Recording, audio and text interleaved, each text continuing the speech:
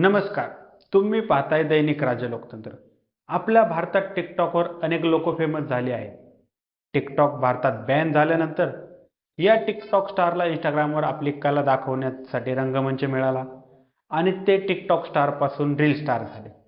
हे reel star महिन्याला लाखो रुपयांची कमाई करत आहेत. असाच एक रील स्टार आहे जो आता मराठी बिग बॉसच्या घरात दिसत आहे. सूरज चव्हाण.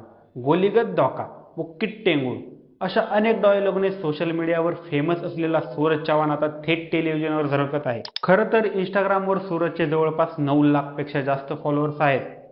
त्याचा वेगळा अंदाज आणि लोकप्रियता पाहून मराठी बिग बॉसने सूरजला आपल्या घरात घेतले.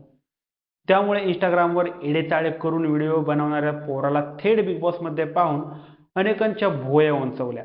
पण आता बिग बॉसच्या घरात सूरज कसा राहतो यावर लोकांचं लक्ष लागलं आहे. या घरात असताना सूरज आपण किती पैसे कमवतो हे त्याने बिग बॉसच्या घरातील सदस्यांना सांगितलं आहे.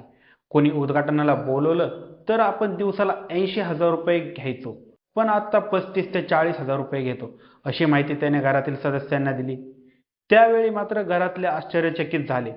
सूरजच्या राहण्यावरून आणि दिसण्यावरून त्याला जज करणाऱ्या सदस्यांना कळालं आहे की हा दिसत जरी साधा असला तरी आपल्या या घरात तो जड जाऊ शकतो. सोबतच सूरजने आपल्या घरातल्या परिस्थितीवरही भाष्य केले आहे. तो म्हणाला, मला आई वडील नाहीत, मी लहान असतानाच त्यांचं निधन झालं, मला 7 बहिणी आहेत. सूरज सध्या बिग बॉसच्या घरात शांत आहे. त्याला खेळ समजायला वेळ लागतोय, पण तो घरातील सदस्यांचं आपल्या शैलीत मनोरंजन करत आहे. त्यामुळं घराबाहेर सूरजचा चाहता वर्ग वाढत आहे. पण सूरज पहिल्याच आठवड्यात घराबाहेर निघण्यासाठी नॉमिनेट झाला आहे.